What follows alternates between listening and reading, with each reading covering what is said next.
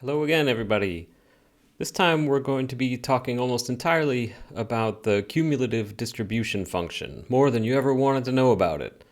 We're going to look at its properties, and we're going to try some examples using it for both discrete and continuous random variables.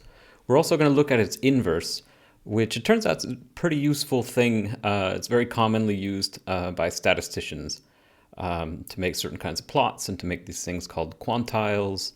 But let's just get into it.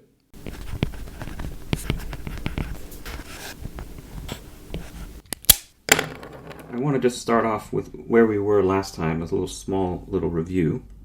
So this is last time.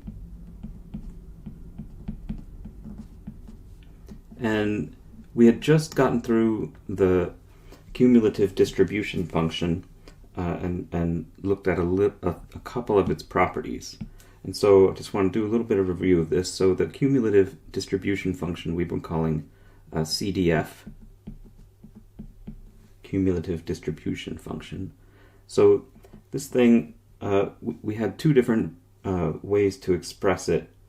There's sort of a universal way to express it, but then when you look at its details, it looks a little bit different for discrete variables, discrete random variables, or for continuous random variables. And so for a discrete random variable, if it's one that's set up so that it takes on values, so we'll call this x taking values 0, 1, 2, and 3, and so on, which you can always kind of remap things so that they do that. And if it has a probability mass function, PMF, we'll call this f of little x, then the cumulative distribution function is capital F of little x. And the universal way to write it is the probability that x is smaller than or equal to little x. That's the universal kind of statement. But the way that's specific to this version of a discrete random variable is that it's then the sum over I equaling 0 and then up to just the integer part of little x, which we write with this notation here. Sometimes we call that the floor of x. So it's like rounding down. And then the probability mass function evaluated at each of those indices. So we sum up all the different probabilities up until we get to the integer part of x, and then we stop. So that's what it looks like for a discrete random variable. And for a continuous variable, it looks a little bit different. So we'll use a different letter for the continuous variable. Continuous random variable, y. And so this takes real values. Can take on real values, any real value. And it has a PDF probability density function.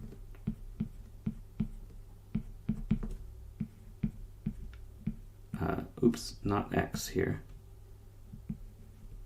Like that. There's a sort of a notational catastrophe here that I'll get to in a second. But so for this guy, the cumulative distribution function looks like this. The first part is kind of the same.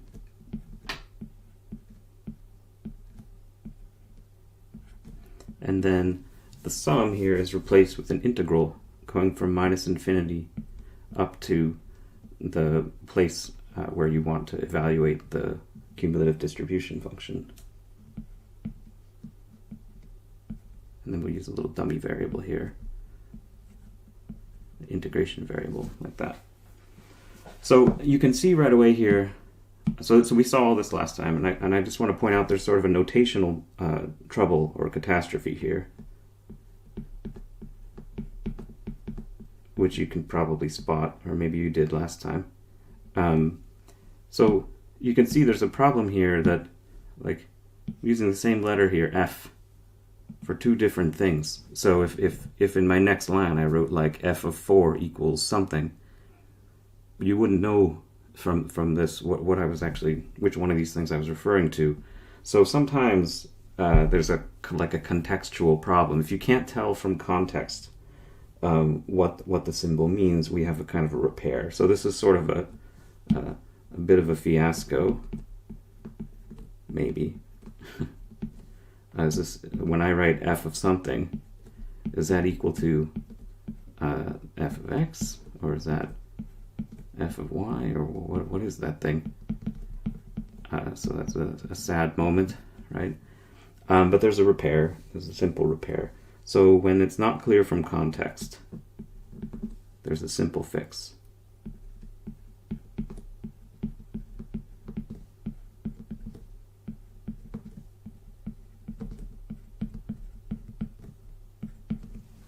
And the fix is to put a subscript under the f, indicating which random variable you're actually referring to. So the PMF for the random variable x, you write that as little f, and then you put, this is meant to be a capital X down there, like that. So the capital X subscript is telling you what this is for, and then the PDF for the random variable y, this guy is, you do like that. This notation, so it's fixed. This notation can be frustrating if context makes it totally clear what you're actually talking about, and so it seems kind of unnecessary to like put these subscripts all over the place, and so people quickly want to drop them and just use f of x or f of y whenever context seems to justify it. But as you can imagine, that kind of gets a little bit abused, and there are lots of situations where it's not really clear. And then, so of course, so for the same, so the CDFs,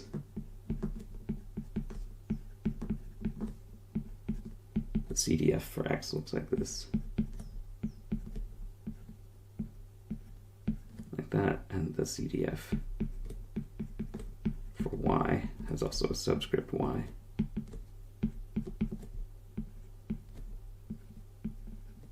Like that. Yeah.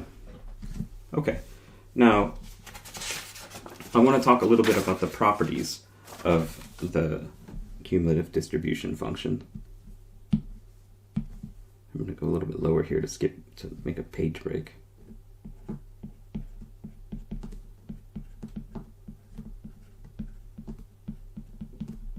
And these are like just enumerated in your notes, but I thought I'd do like a little short, like maybe a picture / discussion of each one.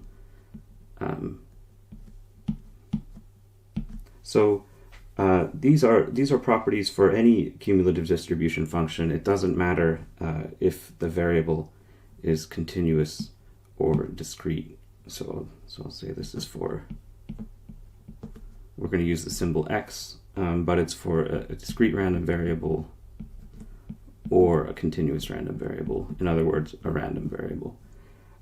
It's either one, so these properties hold for both. So the first property we actually stated last time, and that is that you can use the CDF to get the probability for the variable being in some range of values. So that is to say, the probability that, say, x is in between a, and there's not an equal sign here, it's a little bit fussy there, and b, and there is an equal sign there. It's the difference fb minus fa. And here the usual things are true about a and b that we've been using. A and b are both real, and a is smaller than b. So you can see this, I think it's useful to show this in pictures. So let's say we have, I'll make a plot of I'll do a continuous case. And so this is going to be f of x. this f of x is going to be the probability density function. And so let's just suppose that it looks kind of like this. Like that. It's not exactly symmetric, say. And then these things have to trail off eventually down to 0, so that you can have an honest, so that the honesty condition will be able to hold. So let's mark off some things here. So let's say this was the value over here, b, right? That's the bigger one, right? And so this point up here is f, little f evaluated at b. Then the cumulative distribution function gives you all the area that's like in here, everything under the curve like this. I'm trying not to go outside of the lines here,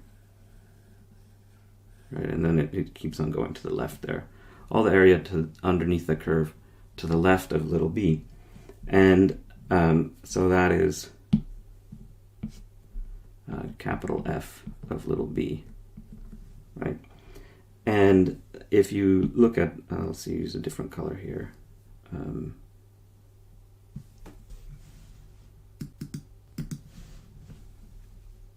go with red. So let's say that A was over here, and then little f evaluated at A is there. So the area to the left of that area under the curve, that's capital F of A. And so you can see that the area underneath the curve between A and B is going to be capital F evaluated at B, and then subtracting, and then you subtract off capital F evaluated at little a. So in other words, this area here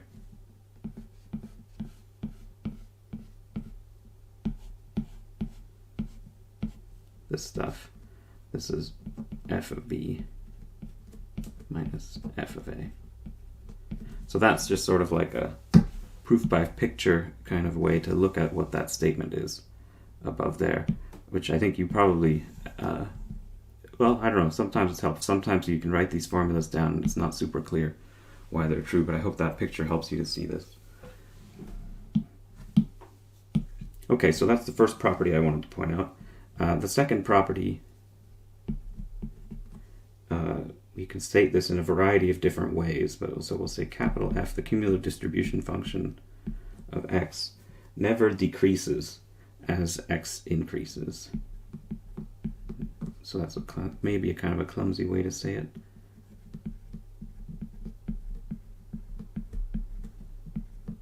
As little x increases. Right, so let's just draw another little picture of that. So this is a different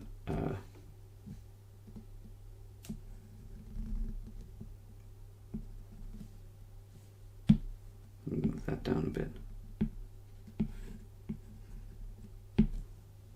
Well, here, let's just put the arrow right underneath so it's clear what the thing's standing for. And then let's say the horizontal axis is again like that. And so since capital F, its argument tells you where you're setting that vertical line up above that you're going to integrate kind of the area to the left of, it always grows as you increase where you put that vertical line, because you're getting more and more area. You're never going to get less area because the probability density function has to be positive. So an example of what this f of x could look like would be something. This is not for the same curve necessarily, or this one. What I'm going to draw is not for the same. Is not the capital F that goes along with that little f above, but it's something like this. Oops.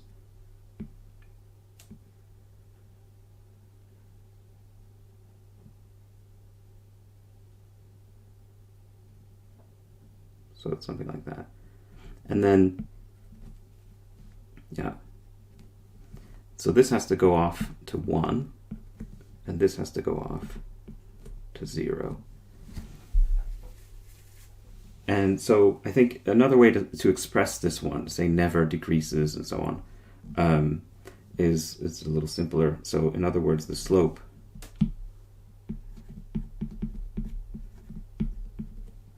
is always positive.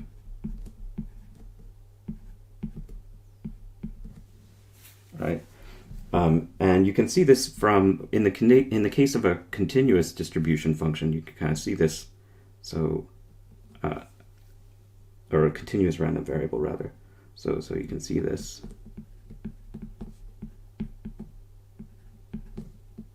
For a continuous random variable. Because there, the derivative of big F with respect to x is actually just equal to the probability mass function, and this guy is greater than or equal to 0 by the honesty condition. So that's just what I was talking about when I made the picture up above there. Okay, and then the last two, so that's the second property. The last properties, I actually already kind of wrote them down. So the third property is that the limit as x goes to infinity, like this guy. And again, let's just go back up to this picture here.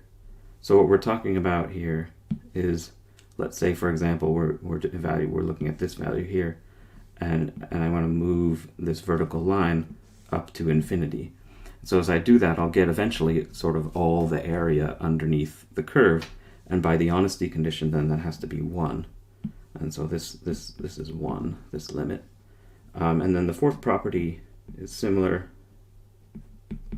The limit as x goes to 0, or sorry, minus infinity.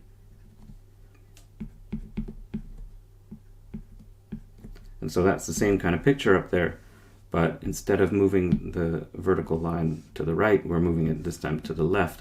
And so then I'm going to eventually get no area underneath it. And so this is 0. All right, so those are the properties I wanted to go through. Now let's do like a little bit of an example.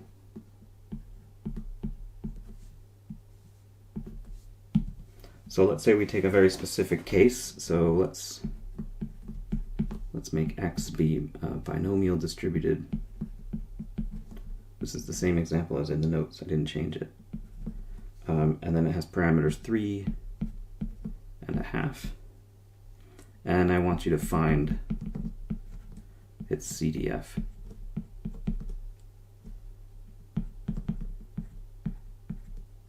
Right? Now, let's just remind ourselves what these parameters mean, right? So the binomial distribution has two parameters. This second one here, this is the probability of success for each of the Bernoulli trials, and we call that P. This guy here is the number of successes. Sorry, I misspoke there. This is not this is the number of trials, the number of Bernoulli trials. And we usually call that N. You can call it other things, of course. And then this, of course, is the number of successes. And it's just called X. In our case. So that's what this thing is saying. And so to understand, to look at the CDF for this, you might look, I think your probably first instinct would be like jump back to those equations up above and like just try to like plug some stuff in. So you can kind of come over here and look at these things and say, all right, so do we have a discrete random variable or a continuous? And a Bernoulli distribution is discrete, so okay, I would use this, and then okay, I'm going to use this, and that's fine. And so of course the first step one is to like look up this guy or find it or make it or something like that. That's the probability mass function for the variable. But it's a little bit, you're not going to really be doing an elaborate sum here because the number of trials is so small. It's only 3. And so we can really kind of do everything. This one works kind of most easily just with a table. So let's look at its probability mass function, excuse me, as a table. So first, since n is small, just use tables. Or use a table. All right, and so let's see what this is. So first I'm going to just make a table of the probability mass function.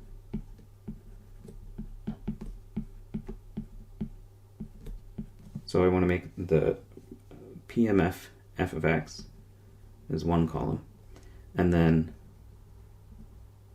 the value x is the other column.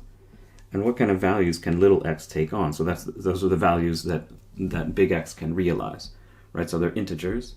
In 3 trials, how many successes could you have? You could have 0, 1, 2, or 3. You can't have any more, and you can't have any less. So little x can be either 0, 1, 2, or 3.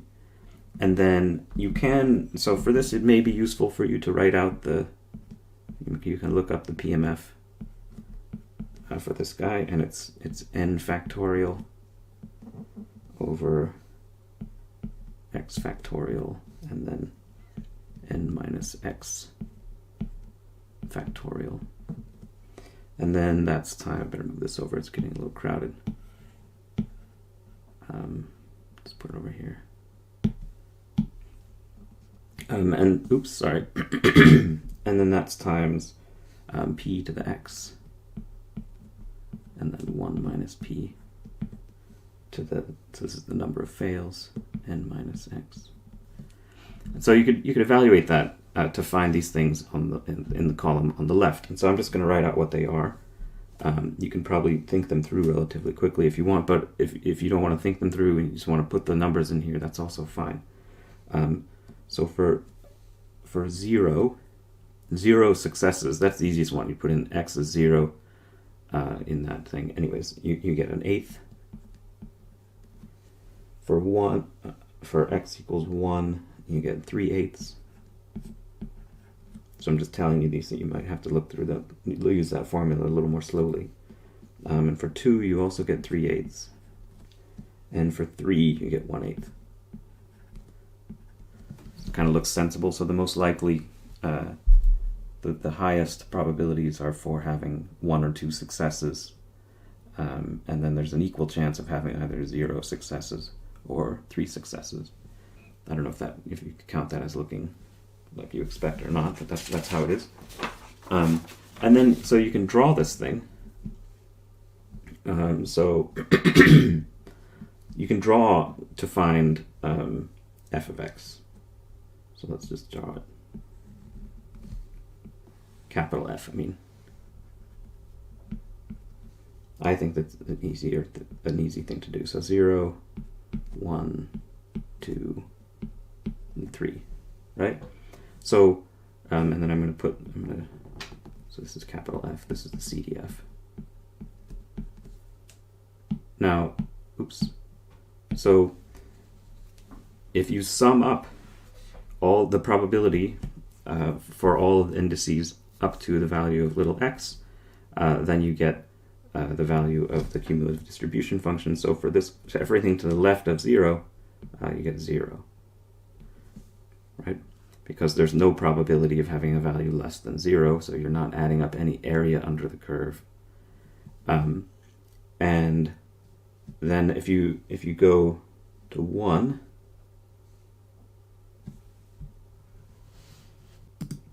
so if you do your sum of probabilities and go all the way up to 1, stop there, then you get an eighth. Let's make a little, let's open there. It's closed here. It's meant to be open there. And then if you keep on summing, so that's an eighth. If you keep on summing further, the next sort of bump that you get is when you pass up 1, right? So we've gone to there. And now we pass up 1 and start to approach and go to 2, or head towards 2. So we add the 1/8 and the 3/8 here. And so that's 4/8, also known famously as a half, but I'm going to call it 4/8 because it's to make it kind of more explicit. I think I got the scale wrong here, but like that. Oops. So it's closed on this end and open on this end. And then if you go past 2, you accumulate, hence cumulative, 3 more eighths, and so this is a half, or 4/8. So if you go past 2, you get to 7/8.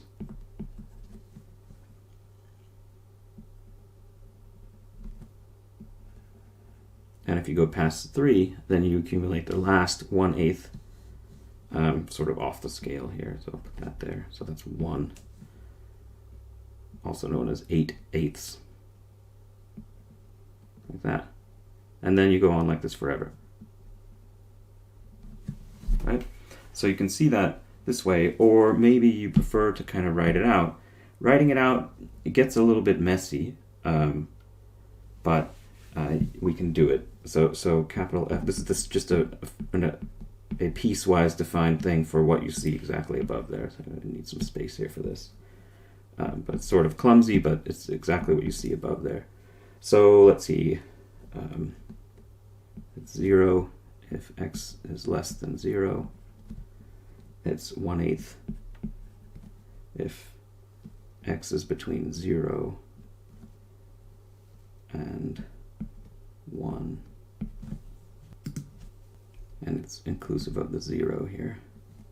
Then it's 4/8, also called a half, if you go from 1 up to 2. And then it's 7/8 if you go from 2. You can see how this gets really boring writing all this out, but and then 8/8, also called 1, if you go from 3 or higher. If you go higher than 3.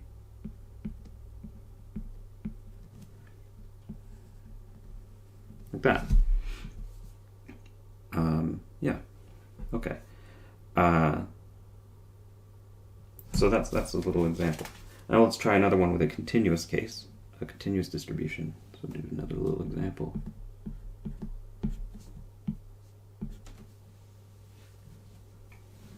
So this time we're going to use the letter y.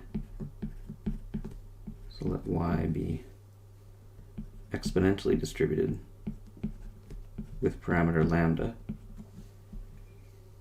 So if you don't remember what that means, so I'll write out its probability density function.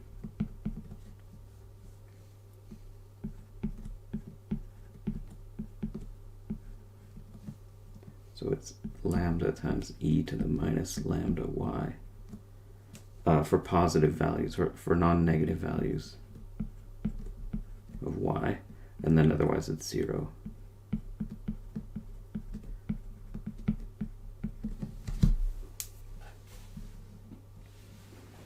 And so again, I want to find the cumulative distribution function, big F of y.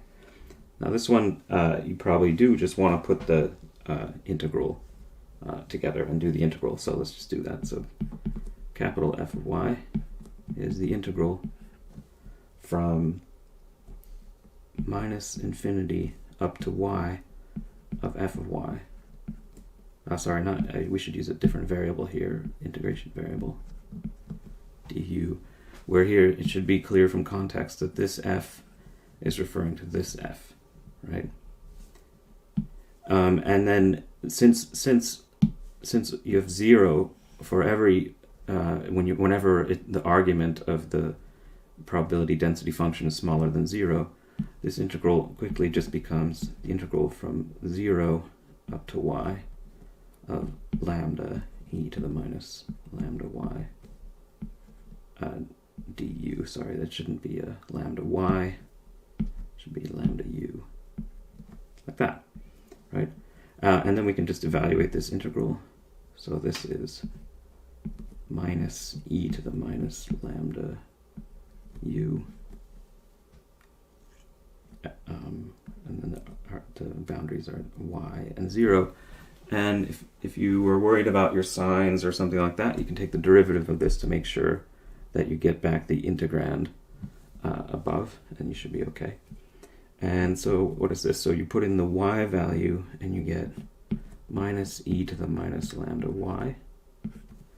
And then you subtract off of that, substitute in the 0, you get minus e to the 0, which is 1. And so this becomes 1 minus e to the minus lambda y. And you can plot that function. It's a relatively simple one.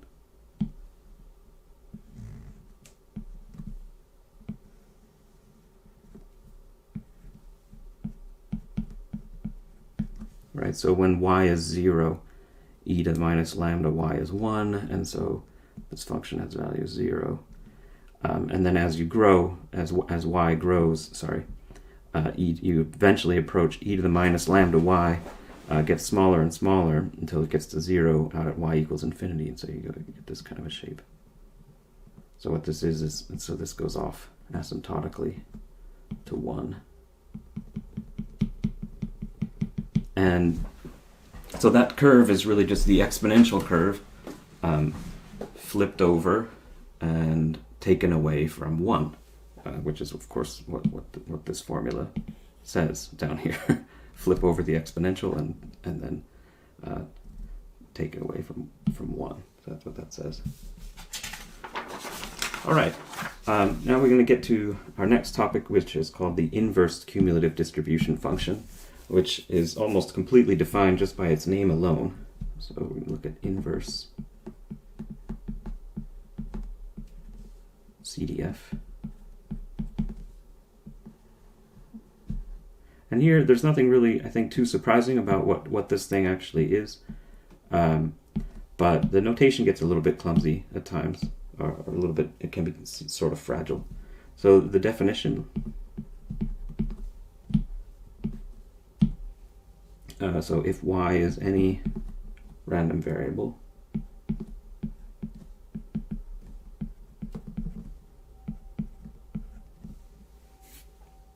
and it has a cumulative distribution function, so with CDF somehow known, maybe, like that, then the inverse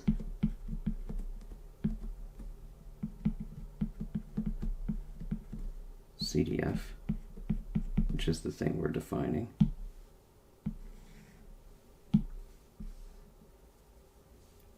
is called f to the minus 1, and it's defined like this, so such that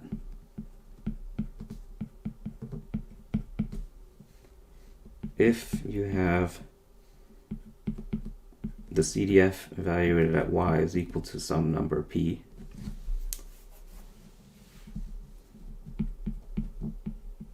then the inverse of p is y. Evaluated at p is y. So in other words, the inverse function acting on the function itself acts as the identity. Okay, now this is used for a variety of purposes. I always see it, maybe there are other purposes, but I mainly see it in one particular context. So I see this used, use CDF inverse to find something called quantiles. It's a funny name for something relatively simple.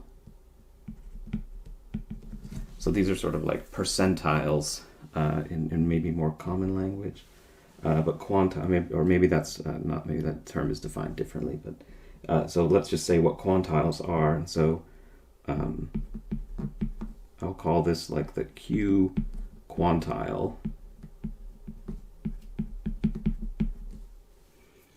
of capital Y is the value little y such that the CDF at that little y is Q.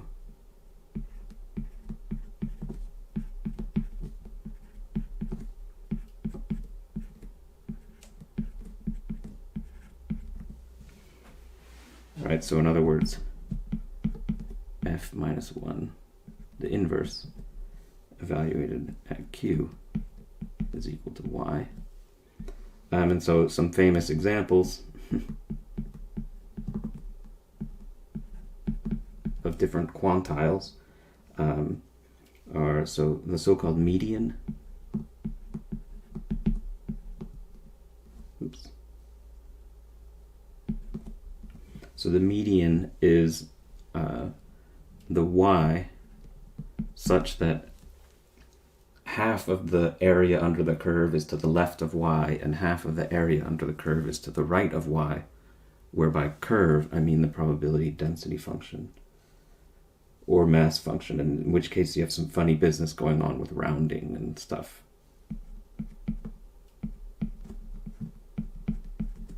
Like that, right? So that's the so-called median. And then these famously named quartiles are when you look at kind of quantiles, a quarter, a half, 3/4, and 1. So quartiles. Let me be careful with my writing so you can actually tell it's Quartiles. These are some, I think, kind of awkwardly named, but nevertheless they're quite famous. So there's 4 of them. You really only kind of need to talk about 2 of them, but so there's the so-called lower quartile, lower or first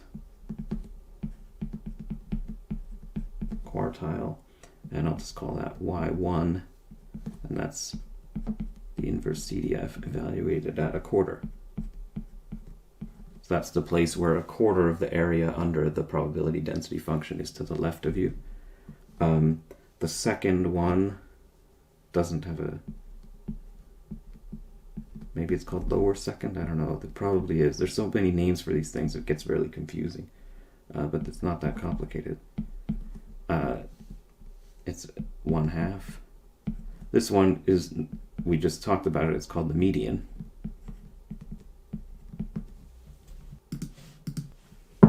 Right, so that's, the median is really kind of the second quartile, or sorry, yeah, quartile, quar for 4. There's the upper quartile, or the third, Y3. So again, this looks it looks much more important, much more significant than it is, I think. And this is 3/4. So this is just chopping up 1 in the range from 0 to 1 into 4 pieces. And then I guess you could say there's a 4th one. I don't know if people do this. Probably they do. I'll call it Y4, and that's the place where f minus 1 is valued at 1, and so that might be out at infinity, or not. If your cumulative distribution function reaches 1 kind of earlier. So let's just draw an example distribution and show where these quartiles kind of might be. So let's say this is the probability mass density function.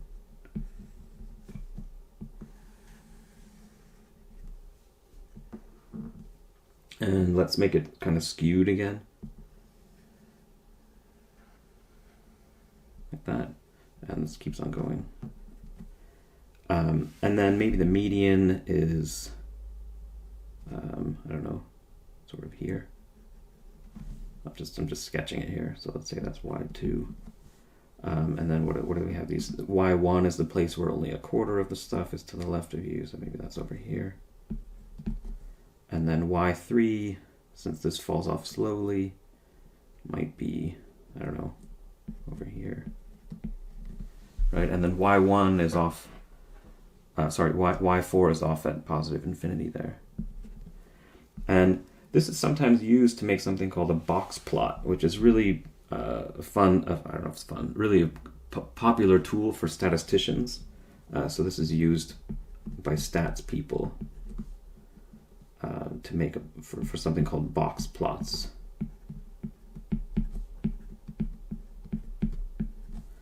And these were invented, I think, in the 70s or something like that, as ways to, when it wasn't so easy to, maybe if you have a collection of data and you want to plot its probability mass function or probability density function, maybe it's not so easy to do. You don't have a computer at the time, maybe, and you just want to get kind of a rough picture of what this function here, what this shape actually looks like. You kind of really just want to know where are the quartiles, and that kind of tells you like, okay, so here are the quartiles.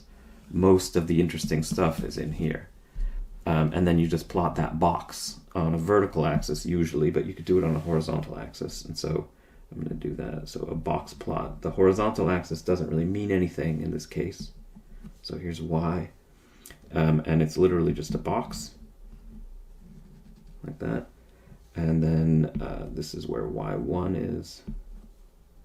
And y2 is usually drawn as like a horizontal line. Let's see, I don't know if I've drawn it. Yeah, I got it roughly okay. So y2 is there, and then y3 is up here. And that's just how the box is defined, this shape. And it's used when you want to make a comparison,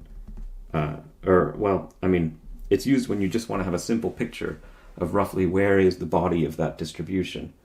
And so you can imagine mapping this curve here, and what you're doing is kind of getting a profile picture of like where the interesting area of that curve is, and you say to yourself like, oh, I look at this picture like, oh, there's not much happening over here, the curve is almost zero, and similarly here, all the action is over here in this box, and so that's what the box plot is for. And it's again, you mark off the edges with the quartiles, and you put a line in the middle for the median. And so it's common to stack a bunch of these next to each other. So this is not related to that plot on the left, but let's say you have a y-axis like this, and so this is some independent variable, but maybe you have a bunch of different dependent variables. So we'll say like variable 1, variable 2, variable 3, and so on. And so these are each things that have distributions or cumulative probability density functions that are functions of y, and so they have a bunch of different box plots. So like maybe this one is like here, maybe this one is over here. And again, there's no meaning to the thickness of this box. On a computer, you wouldn't have any difference in the thicknesses. Maybe this guy is like somewhere in the middle. Boy, those are pretty clumsy boxes. I better fix that one. It's embarrassing.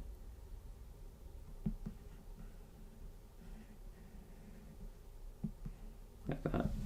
And so you look at these things next to each other, and what you're supposed to be seeing, I think, when you do this, you're like, okay, this distribution is somehow like that, this distribution is somehow like that, and this distribution is somehow like that.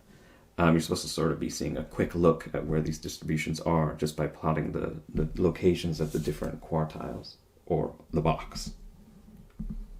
Okay, so we'll do one more example here. I think we're going to do one more after this as well.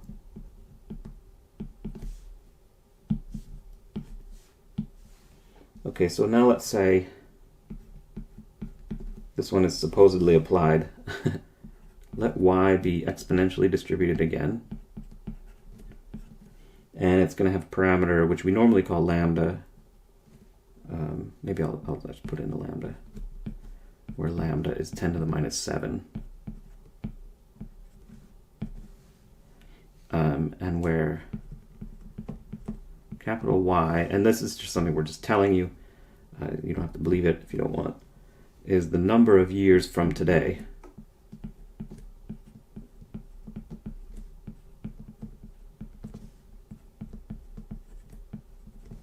until the next major asteroid impact on Earth.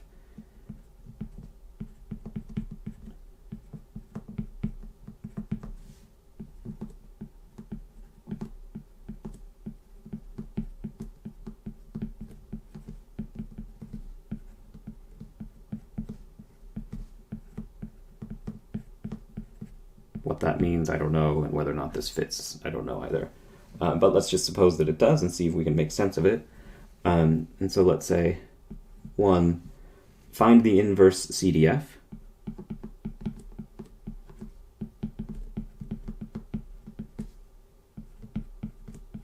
And then you'll see why it's useful. 2, use that to find the number of years from now. Number of years from now.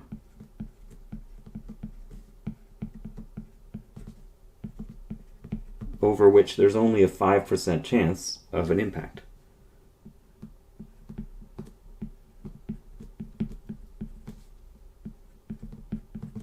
Only 5% chance of impact. Major impact on Earth, however you want to phrase it. All right, so let's just do number 1 first, part 1. So for this, we just go straight to the definition. We're just going to write down f of y. We're first going to find the CDF, and then we're going to find its inverse. So maybe I should write that down. So first find CDF.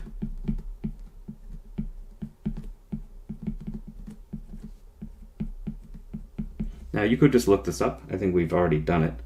But so this is the integral from minus infinity to y of little f of y dy. Oh, and I should fix up here. Oh no, that's okay. That's okay.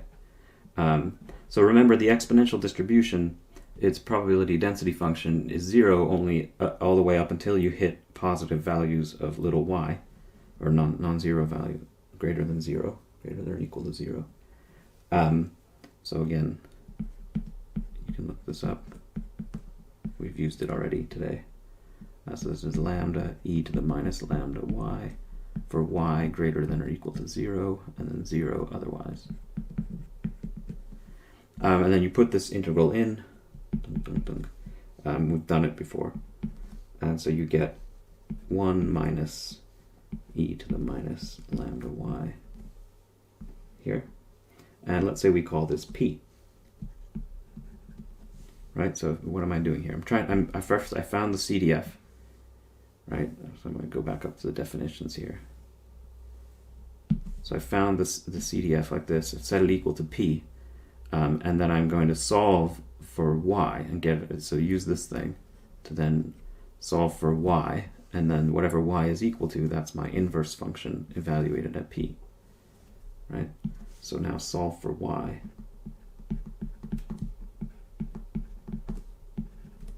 And that's equal to the inverse evaluated at p. Right, and so we do this. Just a little bit of algebra, right? Let's say some algebra happens.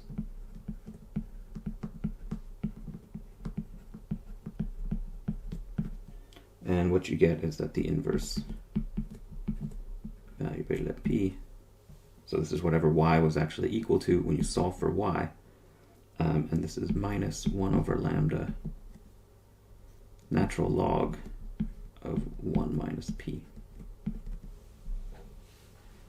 So that's the inverse CDF. And again, that's just taking this formula here and rearranging it so that you get something that says y equals. And then you call y the inverse CDF evaluated at p. Right, and okay, now in part 2, now we just use it, right? F inverse evaluated at 5%, 0.05. And you substitute this in, so you put that in and you get 1 over lambda is 10 to the 7, so we have minus 10 to the 7 natural log of 1 minus p, and p was 5%, so this is 0.95. And this is about 5 times 10 to the 5 years.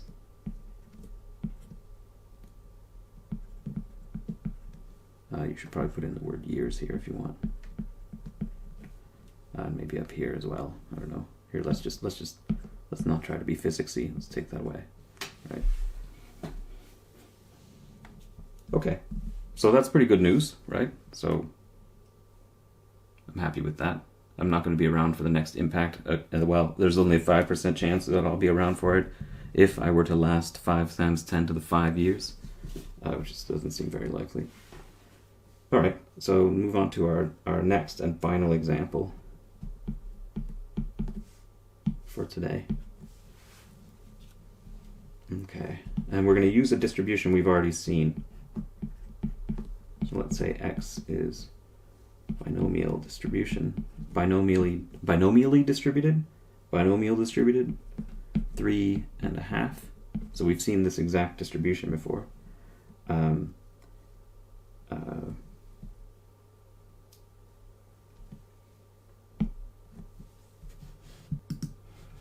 So since we've seen it before, let's say, so part of the example, let's say we have its CDF.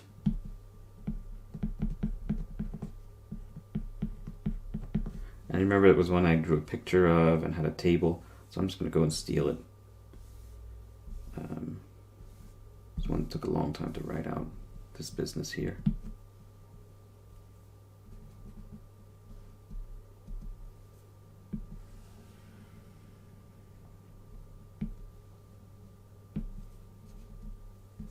Sorry about that. Sorry for all this scrolling.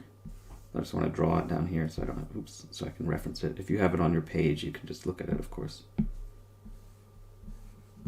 Like that. So that's what the CDF looks like. And then the question is, how do you calculate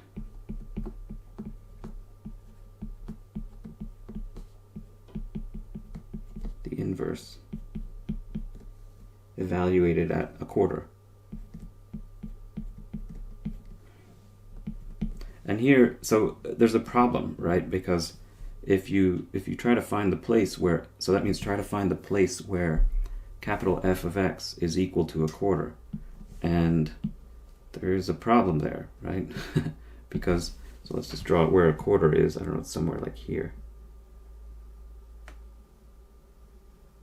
This is the F of x equals 1/4 line.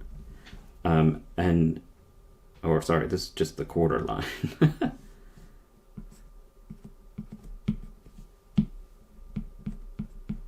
And you can see that f of x never touches it. It like jumps over it, right? So there is no real answer to this. It seems like there's no place at which you can evaluate, no x at which you can evaluate capital F of x and get a quarter. And so there's sort of a standard solution to this, which I feel like is kind of a little bit motivated here, because if you worded this in some way with a specific example, like some physical case, you would understand why this is done the way that it's done. But there's a sort of a standard thing.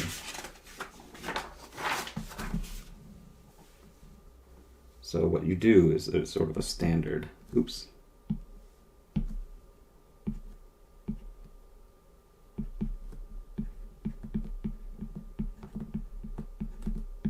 Standard fix, or maybe another way to say it is one fix, is what you instead is you return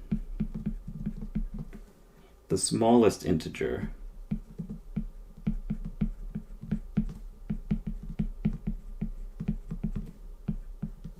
x such that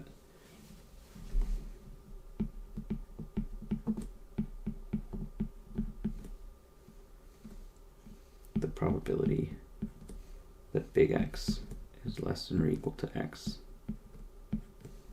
is bigger than a fourth. All right, so if you do that, if that's your rule, then what you see, so it's the smallest little x such that the cumulative distribution is greater than a quarter. Right, and so I think you can look up here and say, okay, well here, all this stuff here, it's all bigger than a quarter. So what's the smallest integer x where that happens? It's right here, and that is at x equals 1. And so we say f inverse at a quarter is equal to 1. And so that's how this is done. All right, so you should be pretty comfortable with the cumulative distribution function by now. If not, you can try out some of the example problems, so that should help as well. It's a pretty useful thing, it and its inverse, and I hope that the examples that we saw in lecture were helpful. Until next time.